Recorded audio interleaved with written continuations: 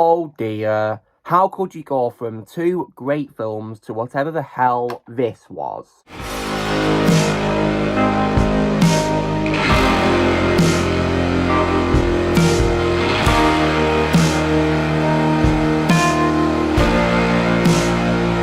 Hey everyone, Lucamus Prime here, so it's time for another review in my review series of films, of course, which is for the X-Men movie franchise.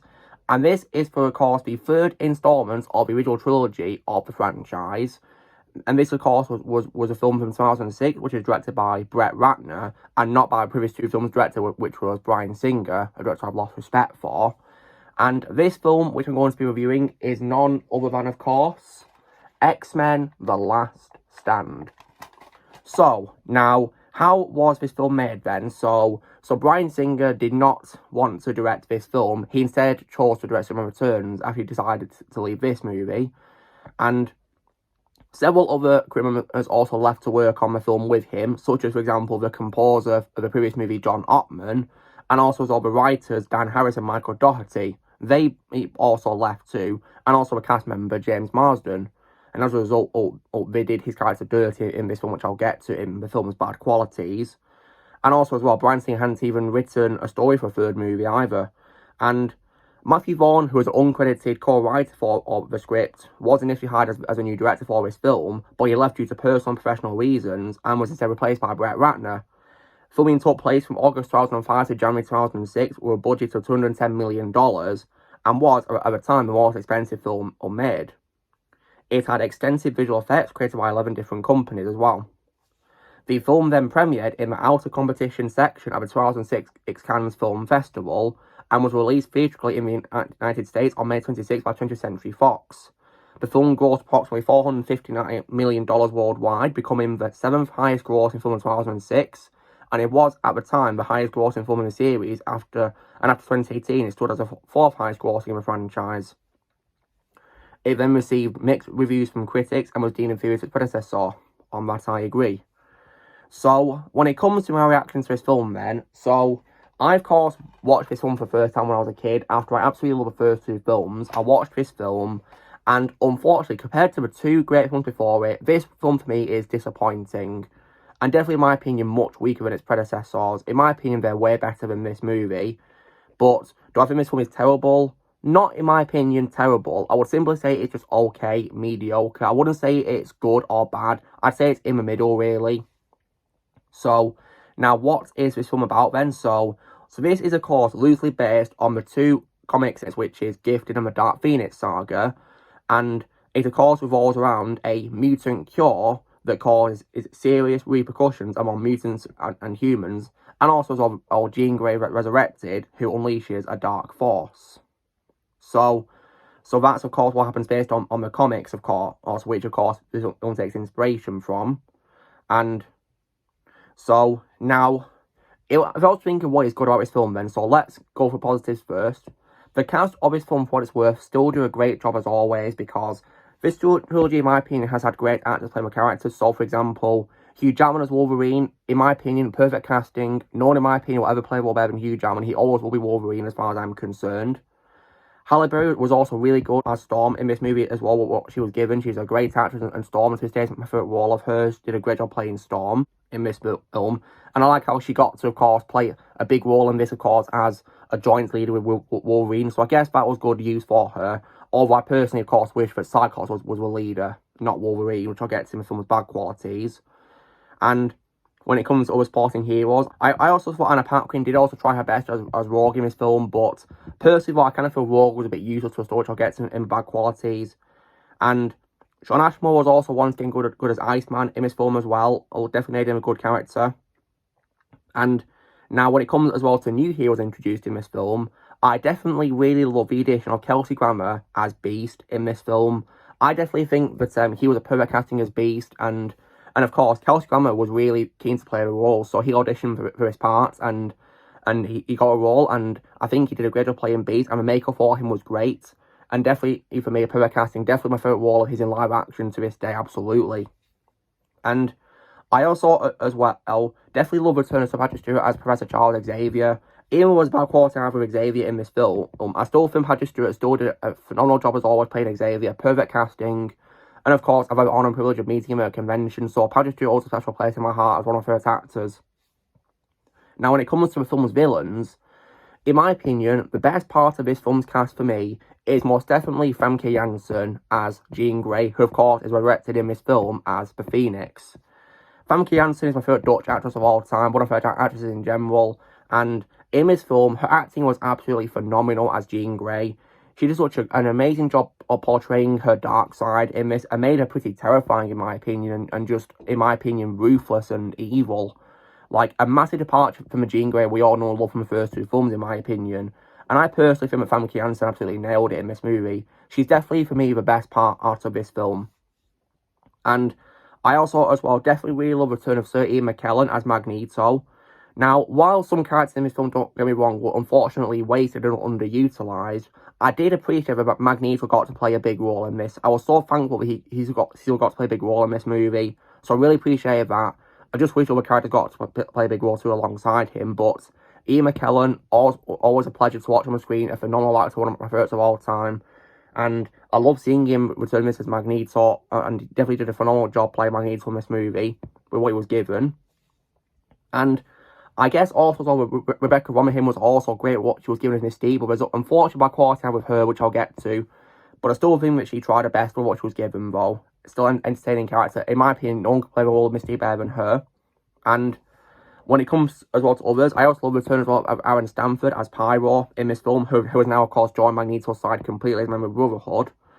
And I thought Aaron Stanford did a great job playing Pyro in this film, and I like how he upgraded, of course, his lighters to be, like, on his wrist. That was definitely, in my opinion, a pretty cool upgrade for him, I must say, really.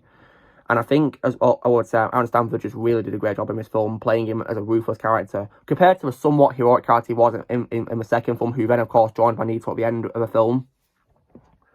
When it comes to the new villains, I definitely as well also love the addition of Vinnie Jones as the Juggernaut. I think he was definitely, in my opinion, in a great casting, and Vinnie Jones, actually, in my opinion, was pretty funny as Juggernaut, and I think it definitely made sense to cast someone like him in the role because he used to be a footballer.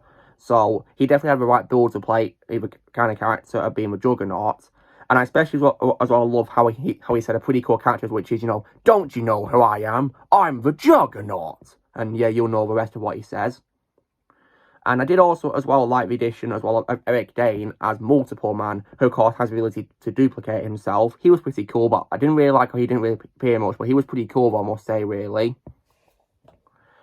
And I also, as well, did also like the addition of Ben Foster as the character Angel, who is, of course, a character who later, of course, goes to the X-Mansion after he, of course, abandons getting this cure introduced in this movie. I think Ben Foster was given as him, in my opinion.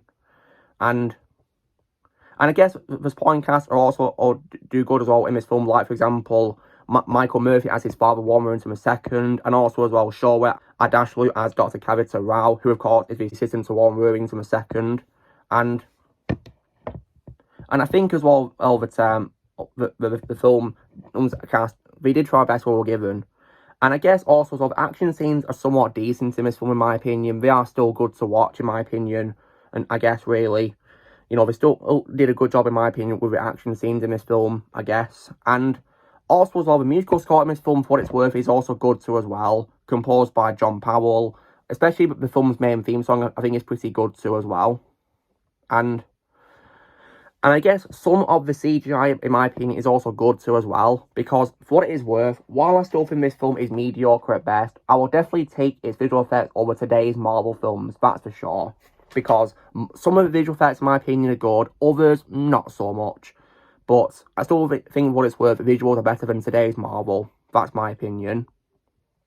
And also, as well, I do also, as well, appreciate, of course, how this film tried to, connect to a first one in terms of the Phoenix story arc, because it was building it up from the second film. But I kind of feel that the execution could have been so much better. And now, we unfortunately get to the film's bad qualities. So my biggest issue with this film is that many characters are really underutilised or pretty much wasted. So, for example, my biggest gripe with this film, which pretty much also applies to X-Men 2, is how it completely wastes Cyclops. Because, as you guys know, James Marsden was in Superman Returns in the same year, so unfortunately, his schedule was really busy, and they couldn't find any free time for him in this film, so as a result, his screen time was very badly reduced, to be only about 4 minutes and 40 seconds. So, I personally feel that he was utterly wasted in this film, and I think it's stupid because he's supposed to be the X-Men's leader, so I personally didn't like how he was really underused in this film, and also gets killed off early into it. That, in my opinion, was stupid, especially how we don't even see his body, so we don't even know exactly how he's died, but I could probably guess that Jean Grey disintegrated him. That also leads on to another quality I also have, because I also did not like the reduced screen time for Xavier as well. I think that was disappointing how you completely reduce the screen time who barely appears in the film, and he also gets killed less than an hour into a film too, gets disintegrated.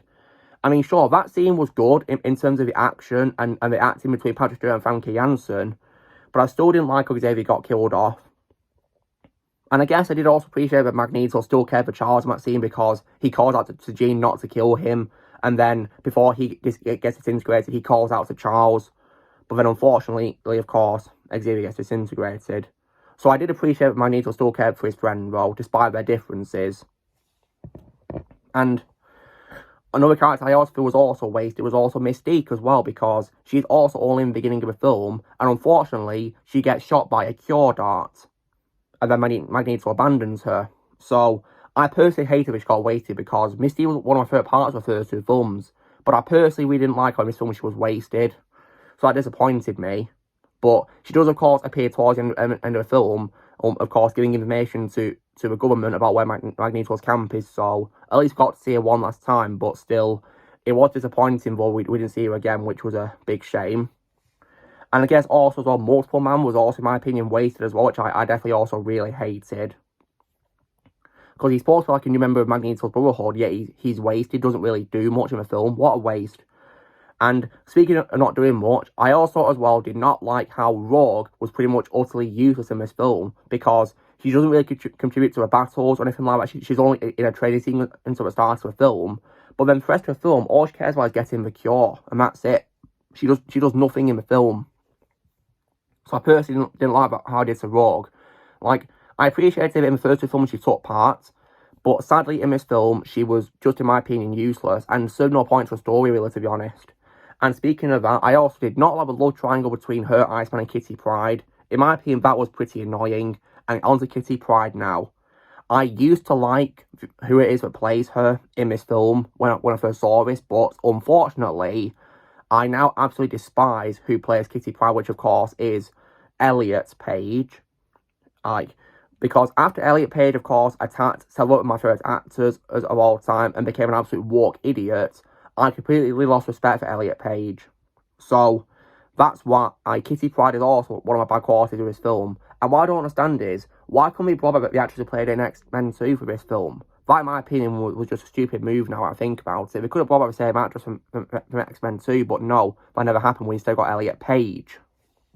So, yeah, in that sense, screw Elliot Page all the way. Elliot Page is definitely one of my bad qualities with this film now. Unfortunately, of course, my opinion on Kitty Pryde has aged poorly, because I used to like Kitty Pryde, but now I don't, because I just can't stand Elliot Page at all. And the love triangle for me just did not work. And when it comes as well to Wolverine in this film as well, what I will say is that I still, of course, love Hugh Jackman as Wolverine, as always. In my opinion, no one could play the role of Wolverine better than him, but personally, I feel that in this film, his role in this could have easily been Cyclops' role, because I feel that X-Men 2 gave him perfect closure to his storyline, of course, about, you know, who he is and who his nemesis is, of course, which was William Stryker. But I feel that in this film, his role could have easily been the role of Cyclops instead, because Cyclops is supposed to be the leader, not Wolverine in that sense.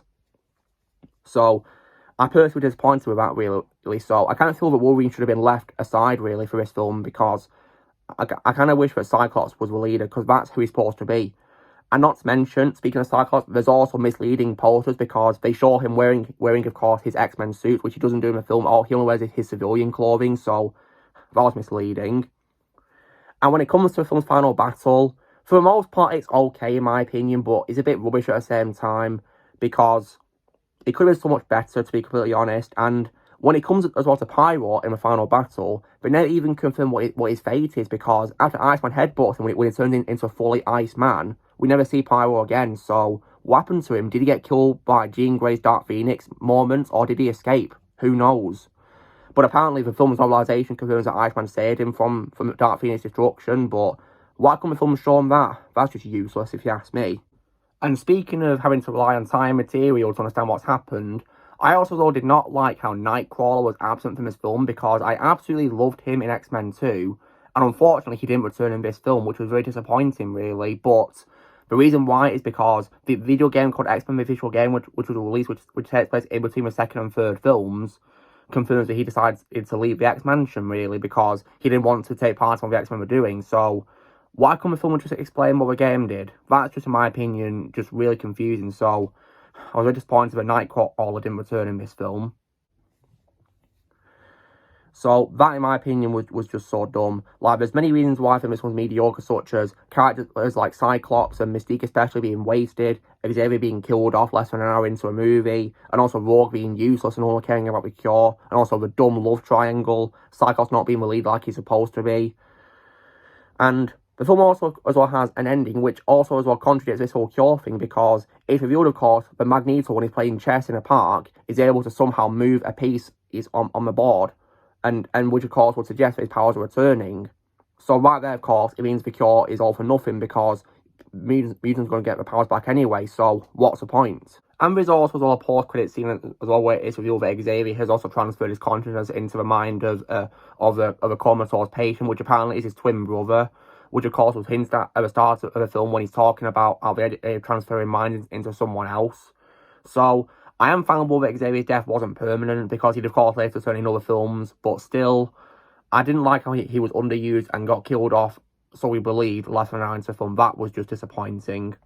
So all I can say he really is that this film for me is very mediocre, but because of those few redeeming qualities I just talked about just then, such as of course, you know, good acting and I guess decent action scenes and a good musical score in that sense, and I guess also good dynamics between the characters and good chemistry, I guess, especially of course when we X-Men are teaming up, I guess, I suppose that's good.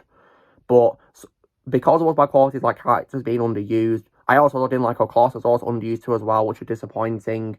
Thankfully, Deadpool films he plays a much bigger role, but still disappointed that in this film he didn't really do much. Apart from, of course, getting into full Wolverine, which I guess was a decent scene, really, when, of course, he falls into to kill a Sentinel, which, of course, foreshadowed days to come, you know, days of future past, if you will. And speaking of that, I am also so glad that Days of Future Past erased this film from existence, and it was able to save Jean and Cyclops. Because in my opinion, they deserve better than this, absolutely. Especially Cyclops, because he was wasted at the start of his film. And Jean, of course, unfortunately got killed by Wolverine, of course, at the end too, which is definitely a heartbreaking scene in my opinion, which is why I'm not really a fan of the final battle that much. So, long story short, guys, in my opinion, X-Men: The Last Stand is disappointing, but thankfully not the worst X-Men film I've seen. I'll say that, that's what I'll say. It's mediocre at best, in my opinion. So, if I was to give a film a score out of 10, I'd probably give it a very mediocre score of probably a 6 out of 10. That's what I'd give it, because it was redeeming qualities, it's not trash in my opinion, but still not good either, to be completely honest. So, this is me, doing my review for X-Men: The Last Stand. So, you know the drill, guys. Be sure to give this video a like. Also, be sure to know in the comments what you guys think of X-Men: The Last Stand. If you've seen it, let me think in the comments below. Also, be sure to join Team Private Pressing Subscribe, who's coming in the future, and I'll see you all later.